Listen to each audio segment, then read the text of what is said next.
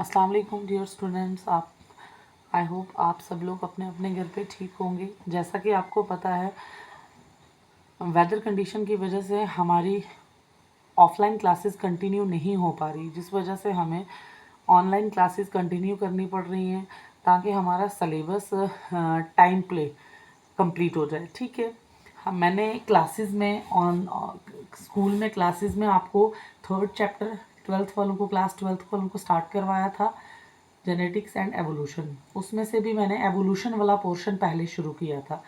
Evolution मैंने शुरू किया था, मैंने आपको बताया था कि एवोल्यूशन क्या होता है।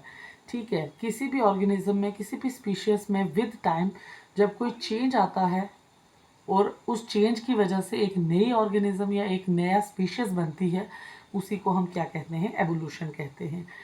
फिर हमने देखा था कि यूनिवर्स का ओरिजिन कैसे हुआ। आपने देखा था कि यूनिवर्स का ओरिजिन के लिए सबसे मोस्ट एक्सेप्टेड थ्योरी थी बिग बैंग थ्योरी, जो अबेल एमाइटर ने दी थी। उसने बताया था बिग बैंग थ्योरी में कि एक डार्क कंडेंस्ड मैटर था जिसका क्या हुआ था, थर्मोन्यूक्लियर एक्सप्लोजन।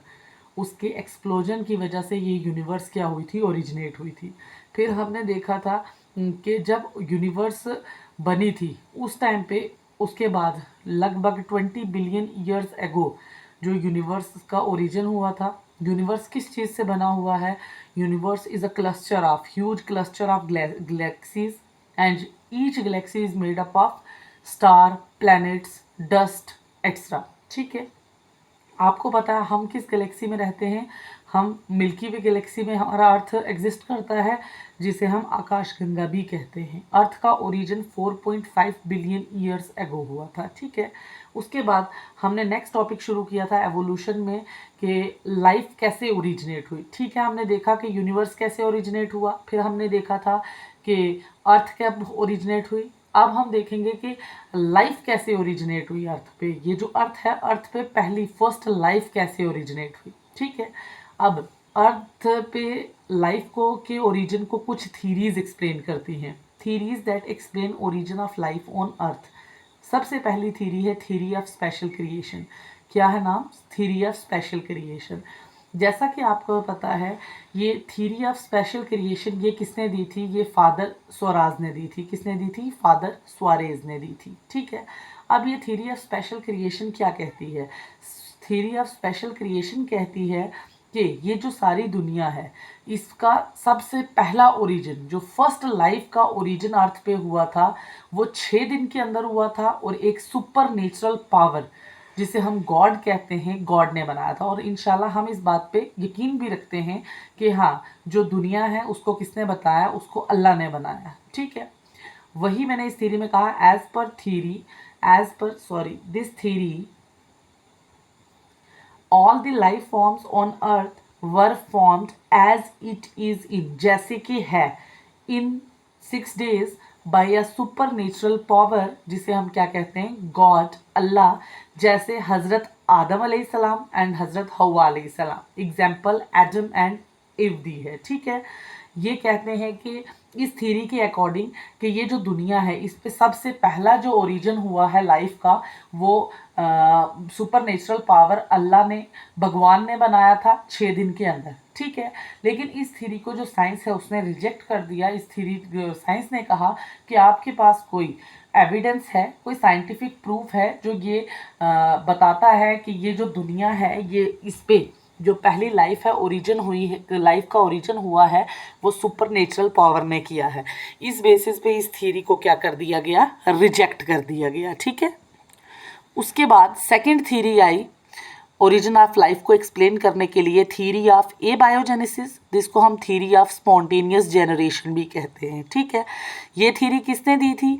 ये थ्योरी दी थी थैलेस ने, जीनोफैन्स ने, एरिस्टोटल, एनेक्सामेंडर ने दी थी। ठीक है, अब ये थ्योरी क्या कहती है? इस थ्योरी ने भी कहा था कि लाइफ ओरिजिनेट हुई थी अर्थ पे नॉन लिविंग थिंग से। ये जो पहली लिविंग जो लाइफ ओरिजिनेट हुई है अर्थ पे, ये नॉन लिविंग कंपोनेंट से हुई है, नॉन लिविंग थिंग से, नॉन लिविंग मैटर से हुई है। वो भी कौन से? रोटन एंड डिकेइंग, गले सड़े हुए जो मटेरियल होता है ना, उससे अचानक क्या हुई थी? लाइफ ओरिजिनेट हुई थी। ठीक है, एग्जाम्पल दी थी crocodile, snake and frog of Nile river. आपको पता है इजिप्ट पे नाइल दुनिया का सबसे बड़ा रिवर है। कहा जाता है, आपकी एनसीईआरटी एग्जाम्पल देती है कि जो नाइल रिवर में रहने वाले क्रोकोडाइल हैं, स्नेक हैं और फ्रॉग हैं, वो किससे बने हैं? वो नाइल रिवर की मिट्टी से बने हैं, मड से बने हैं। किसका यूज़ करके? सन रेज का यूज़ करके।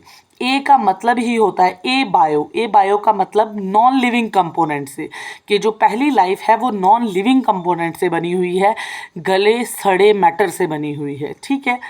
उसके बाद एक साइंटिस्ट आया वॉन हेलमेंट। उसने एक एक्सपेरिमेंट किया। उसने कहा कि मैंने अपनी शोकन शर्ट, शोकन मतलब पहनी हुई शर्ट, यूज़ की हुई शर्ट ली, जिसके में क्या प्रेजेंट था? पसीना प्रेजेंट था, स्वेट था, और उसको मैंने मड के साथ कवर कर लिया। क्या कर दिया? मड में कवर कर दिया। फिर उसको मैंने कहाँ डाल दिया? वीट ब्रेन में डाल दिया। वीट ब्रेन मतलब जो वीट का रिमेन बचता है ना, बचा खुचा, बीच से वीट को निकाल देना, जो उसका छिलका बचता है, उसको हम वीट ब्रेन कहते हैं। ठीक है। उसमें रख दिया 21 दिन के लिए, और 21 दिन बाद जब मैंने देखा तो वहाँ पे चूहे आए हुए थे, माइस अपीयर्ड आए हुए थे। ठीक है। तो यही ये थ्योरी कहती है कि जो लाइफ है वो नॉन लिविंग कंपोनेंट से ओरिजिनेट हुई है। ठीक है। लेकिन ये जो एबायोजेनेसिस थ्योरी थी ये डिस्कार्डेड कर दी गई, इसको रिजेक्ट कर दिया गया। किसने? रेड्डी एक साइंटिस्ट था, स्पेलेंज़ेनी एक साइंटिस्ट था, और लुईस पास्चर एक साइंटिस्ट था। उनने क्या किया? ये जो थ्योरी ऑफ एबायोजेनेसिस थी इसको क्या कर दिया? रिजेक्ट कर दिया गया।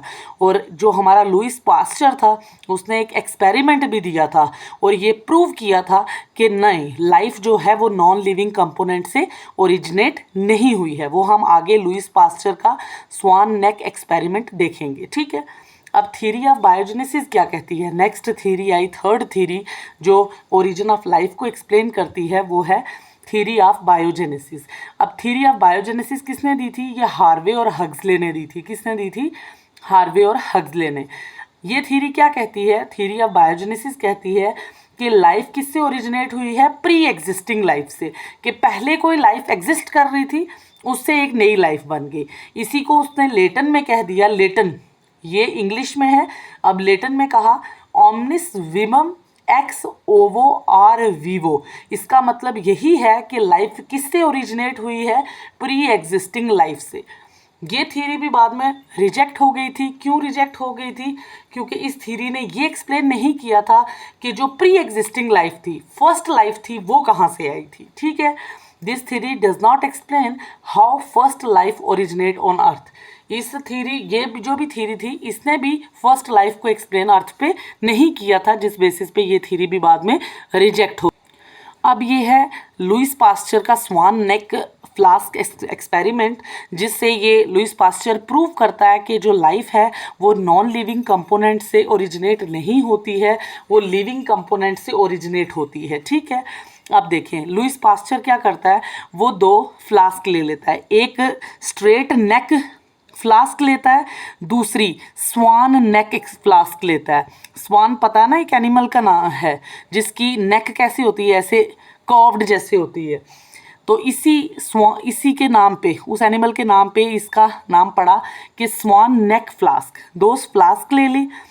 अब फ्लास्क में उसने क्या डाला? कल्चर मीडियम डाला। ये देखें क्या कल्चर मीडियम डाला? किल्ड यीस्ट डाली, साथ में शुगर सॉल्यूशन डाली। दोनों में सेम कल्चर मीडियम डाला, किल्ड यीस्ट, शुगर सॉल्यूशन डाली। ठीक है। उसके बाद नीचे बर्नर लगा दिया, बर्नर से वो हीट करेगा। ठीक है। अब देखें अब क्या होगा। अब ये आपको पता है कि एयर में हमारी क्या है? एयर में हमारे डस्ट पार्टिकल होते हैं जिनके साथ जर्म प्रेजेंट होते हैं। ठीक है। Germ laden dust particle present हैं हमारे एयर में। अब जो फ्लास्क जिसका स्ट्रेट नेक है उसमें से ईजिली ये एयर अंदर आएगा, जिसके साथ डस्ट पार्टिकल आएंगे। डस्ट पार्टिकल पे क्या प्रेजेंट होगा? जर्म प्रेजेंट होगा। ये ईजिली अंदर आएंगे तो ये कल्चर मीडियम में क्या करेंगे? माइक्रोबियल ग्रोथ को करवाएंगे। लेकिन जो स्वान नेक फ्लास्क है उसका जो नेक होता है वो ऐसे कर्व्ड होता है।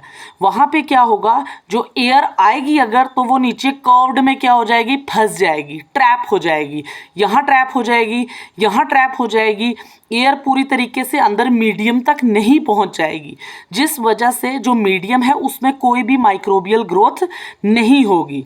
तो ये एक्सपेरिमेंट ये शो करता है कि वो हवा आई, वो एयर आई जिसमें जर्म प्रेजेंट थे, उनने कल्चर मीडियम में क्या करवाई, माइक्रोब्स की ग्रोथ करवाई।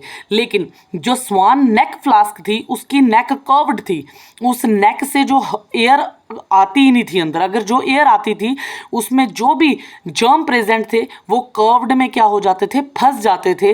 वो माइक्रोबियल जो नीचे कल्चर मीडियम है वहाँ तक नहीं पहुँच पाते थे, जिस वजह से कल्चर मीडियम पे कोई भी माइक्रोबियल ग्रोथ नहीं हुई। ये चीज़ ये शो करती है कि हाँ, अगर जर्म आते तो माइक्रोब्स की ग्रोथ होती, जर्म नहीं आए, माइक्रोब्स की ग्रोथ नहीं हुई। दिस शोज दैट, ये चीज़ बताती है कि जो लाइफ है वो नॉन लिविंग कंपोनेंट से नहीं बनती है, लाइफ जो है वो लिविंग कंपोनेंट से बनती है। ठीक है, ये मैंने वही लिखा, life seen because micro organism through straight neck flask come into the culture. Straight neck flask के थ्रू जो माइक्रो ऑर्गेनिजम्स थे वो कहाँ आ गए, कल्चर में, जहाँ कल्चर में एक नई माइक्रोबियल ग्रोथ हुई। ठीक है, और no life seen in swan neck flask, क्योंकि स्वान नेक फ्लास्क में जो माइक्रो ऑर्गेनिज्म थे वो ट्रैप हो गए थे और अंदर कल्चर मीडियम तक नहीं आ पाए थे।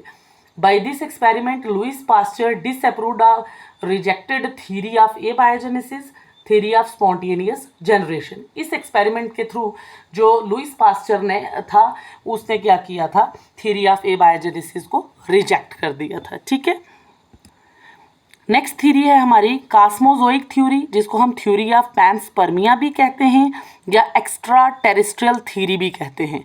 ये थ्योरी किसने दी थी, ये थ्योरी रिचटर एंड एर्हीनियस ने दी थी। ठीक है, इस थ्योरी के मुताबिक क्या है, ये थ्योरी कहती है कि जो लाइफ है वो ऑलरेडी एग्जिस्ट कर रही थी यूनिवर्स के बहुत से पार्ट पे, अर्थ के को छोड़ के, और जो प्लैनेट्स हैं उन पे जो लाइफ थी वो एग्जिस्ट कर रही थी।